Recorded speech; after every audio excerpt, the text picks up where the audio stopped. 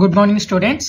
ఇప్పుడు మనం power electronics subject ఏదైతే ఉందో మనకి ఇది జేఎన్టీయూ సిలబస్ కింద థర్డ్ ఇయర్లో ఉంది. యాక్చువల్గా థర్డ్ ఇయర్ 3-1 వాళ్ళకి ఉంది ఈ సబ్జెక్టు. సో ఈ సబ్జెక్ట్ కంప్లీట్గా 5 యూనిట్స్ నేను జేఎన్టీయూ సిలబస్ కింద ఉన్న ఏదైతే టాపిక్స్ ఉన్నాయో అవి నేను పెట్టదలుచుకున్నాను. సో అందులోకి వెళ్ళి ఫస్ట్ అసలు పవర్ ఎలక్ట్రానిక్స్ అనే సబ్జెక్ట్ ఏదైతే ఉందో దాని యొక్క యూస్ఫుల్ ఏంటో తెలుసుకుంటే మనం ఫస్ట్ అది ఆ సబ్జెక్ట్ ఎందుకు ఉపయోగపడుతుందని మనం తెలుసుకున్నట్లయితే దెన్ అందులో ఉన్నటువంటి టాపిక్స్ అన్నీ కూడా మనం కవర్ చేసే కొద్దీ దాని యొక్క విలువ, దాని యొక్క యూస్ఫుల్ ఏంటి అనేది మనకి ఈజీ తెలుస్తుంది అనమాట. ఒకే వర్డ్లో ఈ పవర్ ఎలక్ట్రానిక్స్ యొక్క యూస్ఫుల్ ఏంటో చెప్పాలి అంటే బేసికల్గా ఇక్కడ పవర్ ఎలక్ట్రానిక్స్లో 2 టర్మ్స్ ఉన్నాయన్నమాట. ఒకటి వచ్చి పవర్ అండ్ అనదర్ వన్ వచ్చి ఎలక్ట్రానిక్స్. అంటే పవర్ అనేది ఏదైతే ఉందో ఆ పవర్ని ఈ ఎలక్ట్రానిక్ డివైజెస్ ఏవైతే ఉన్నాయో వాటిని యూజ్ చేసుకొని కంట్రోల్ చేయడం అనమాట, సింపుల్గా చెప్పాలంటే. ఓకేనా?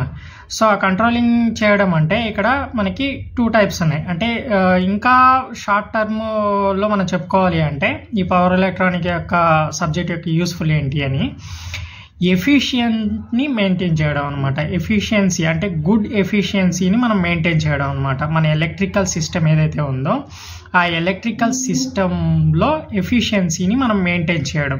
ఎఫిషియన్సీని మెయింటైన్ చేయడం అంటే మీనింగ్ ఏంటి అంటే efficiency equal to output by input అనమాట. ఈ అవుట్పుట్ బై ఇన్పుట్ అనేది ఈక్వల్ టు 1 అవ్వాలి. ఎప్పుడు ఈక్వల్ టు 1 అవుతుంది అంటే మనం ఎంత ఇన్పుట్ అయితే ఇస్తామో అంత అవుట్పుట్ అనేది అవుట్పుట్ సైడ్ రీచ్ అయితే అప్పుడు ఇన్పుట్ అవుట్పుట్ ఈక్వల్ అవుతుంది. కాబట్టి అప్పుడు సిస్టమ్ బ్యాలెన్స్డ్గా ఉన్నట్టు. అంటే ఇన్పుట్ అవుట్పుట్ రెండు కూడా లీనియర్ రిలేషన్షిప్ని మెయింటైన్ చేస్తున్నట్లయితే దెన్ అప్పుడు మాత్రమే ఆ ఎలక్ట్రిక్ పవర్ సిస్టమ్ ఏదైతే ఉంటుందో అంటే ఏదైతే ఒక నెట్వర్క్ కానీ సర్క్యూట్ కానీ ఏదైతే ఉంటుందో అది బ్యాలెన్స్డ్గా ఉన్నట్టు అనమాట. సో అలా లేకుండా అన్బ్యాలెన్స్ అయినప్పుడు మాత్రము మనం ఏం చేయాలి అంటే కంట్రోలింగ్ చేస్తాం అనమాట. కంట్రోలింగ్ ఎందుకు చేస్తాము అంటే ఇక్కడ మనకి రిక్వైర్మెంట్ ఎలక్ట్రికల్ పవర్ అనేటువంటిది రిక్వైర్మెంట్ డిఫరెంట్ అంటే డిఫరెంట్ కన్స్యూమర్స్ డిఫరెంట్ టైప్స్గా అడుగుతారు అనమాట. సో ఒకే దగ్గర మనకి అవసరమైనటువంటి పవర్ అనేటువంటిది డిఫరెంట్గా ఉంటుంది అనమాట. బట్ కానీ మనం సెండ్ చేసేటువంటి పవర్ ఏదైతే ఉందో అది ఓన్లీ 1 టైప్గానే ఉంటుంది. ఇప్పుడు ఫర్ ఎగ్జాంపుల్ చూసినట్లయితే మనకి డొమెస్టిక్గా హౌసెస్కి వచ్చేటువంటిది ఏదైతే ఉందో అది ఏసీ పవర్ సప్లై. ఓకేనా?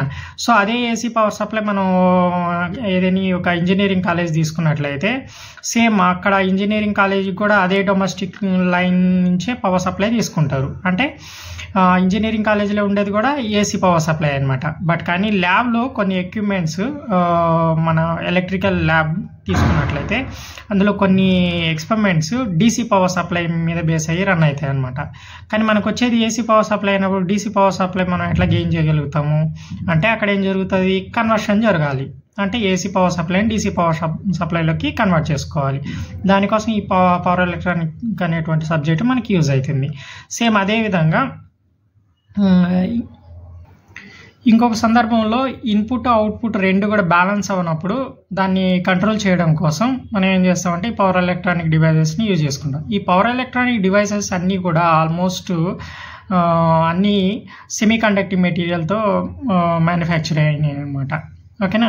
సో ఇక్కడ మనం చూసుకున్నట్లయితే electrical system depending upon conducting material, electronic system depending upon semi conducting material. Basically power electronics has 2 terms. నేను ఆల్రెడీ చెప్పాను ఇది power and electronics. Power means generation, transmission and distribution and utilisation.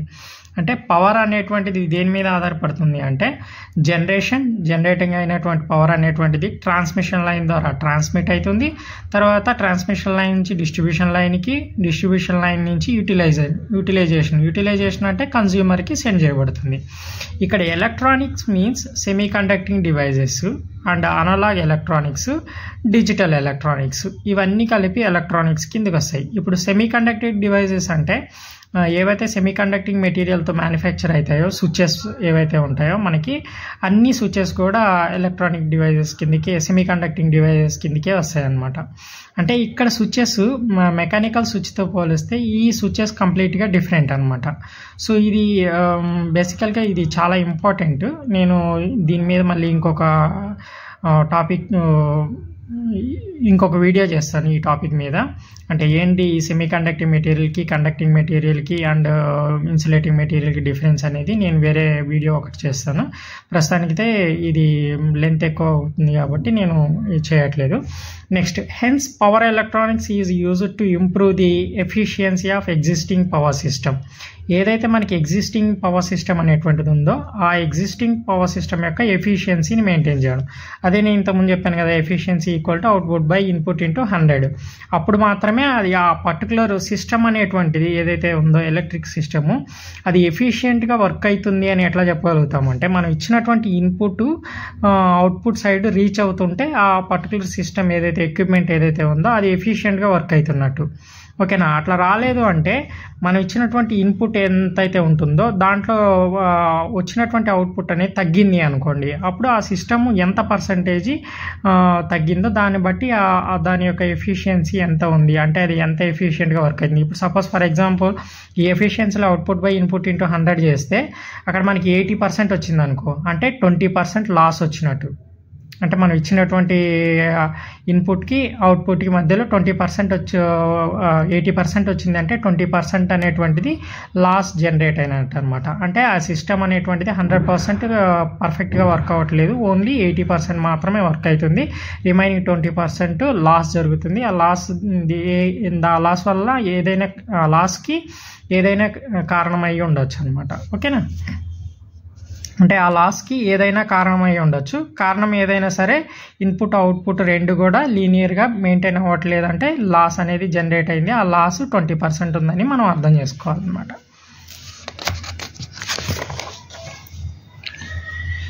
ఇక్కడ power electronics mainly useful for controlling and conversion. Controlling అంటే ఏదైతే power system ఏదైతే ఉంటుందో ఆ power సిస్టంలో మనము ఒకవేళ ఇన్పుట్ అండ్ అవుట్పుట్ రెండు కూడా బ్యాలెన్స్డ్గా లేకపోతే కంట్రోలింగ్ చేస్తాము. తర్వాత కన్వర్షన్ అంటే ఏమైతుంది అంటే AC to DC conversion, DC to AC conversion, ఇట్లా డిఫరెంట్ టైప్స్ ఆఫ్ కన్వర్షన్స్ మనం చేసుకుంటాం అకార్డింగ్ టు అవర్ రిక్వైర్మెంట్. నేను ఇంతకుముందే చెప్పాను కదా ఒక ఎగ్జాంపుల్, ల్యాబ్లో కనుక మనకి డీసీ పవర్ సప్లై అవసరమైతే డీసీ ఎక్విప్మెంట్స్ మనం రన్ చేయాల్సినప్పుడు మనకి వచ్చేటువంటి power supply AC power supply ఉంటుంది డొమెస్టిక్లో, దాన్ని మనం ఏం చేస్తామంటే రెక్టిఫై యూజ్ చేసుకొని ఏసీ నుంచి డీసీ కన్వర్ట్ చేసుకుంటాం. అట్లా మనకి ఇక్కడ చూసినట్లయితే మనకి టోటల్గా 6 టైప్స్ ఆఫ్ కన్వర్షన్స్ ఉన్నాయి పవర్ ఎలక్ట్రానిక్స్ కన్వర్షన్స్లో. అందులో వచ్చి మనకి ఒకటి ఫస్ట్ వచ్చి diode rectifiers and AC to DC converters, దీన్ని మనం రెక్టిఫైయర్స్ అని కూడా అంటాము. తర్వాత డీసీ టు డీసీ కన్వర్టర్స్, దాన్ని మనం చోపర్స్ అంటాము. తర్వాత డీసీ టు ఏసీ కన్వర్టర్స్, దాన్ని ఇన్వర్టర్స్ అంటాము. తర్వాత AC to AC converter and దీన్నే మనం సైక్లో కన్వర్టర్స్ అని కూడా అంటాం అనమాట. Next static switches. సో ఇక్కడ రెక్టిఫైయర్స్ అంటే AC to DC conversion, next choppers అంటే డీసీ టు డీసీ కన్వర్షన్ అంటున్నాం కదా. ఇక్కడ ఆల్రెడీ ఉన్న power supply DC power supply అయినప్పుడు మళ్ళీ డీసీలోకి ఎందుకు కన్వర్ట్ చేయాలి అంటే fixed DC to variable DC అనమాట. సో fixed DC to variable DC అంటే మీనింగ్ ఏంటి అంటే ఇక్కడ ఏదైతే మనం ఫిక్స్డ్ పవర్ సప్లై తీసుకుంటామో దాన్ని మనము వేరియబుల్ డీసీలోకి కన్వర్ట్ చేస్తాం అనమాట. అంటే ఏ టైమ్ ఆఫ్ డ్యూరేషన్ ఆఫ్ పీరియడ్లో పర్టికులర్ పవర్ సప్లై అనేటువంటిది మనకి రీచ్ అవ్వాలి, మిగతా ఏ టైం డ్యూరేషన్ ఆఫ్ టైం పీరియడ్లో ఆ పర్టికులర్ సిస్టమ్ అనేటువంటిది టర్న్ ఆఫ్ అవ్వాలి అనేటువంటిది మనం ఈ వేరియబుల్ డీసీ ఆపరేషన్ సిస్టంలో ఎగ్జిస్ట్ చేస్తాం అనమాట. ఇన్వర్షన్ అంటే డీసీ టు ఏసీ కన్వర్షన్, అది ఇన్వర్టర్ అంటాము. మళ్ళీ ఇక్కడ ఏసీ టు ఏసీ కన్వర్షన్ వచ్చింది కదా సైక్లో కన్వర్టర్స్లో, దీని మీనింగ్ కూడా అదే అనమాట, fixed AC to variable AC.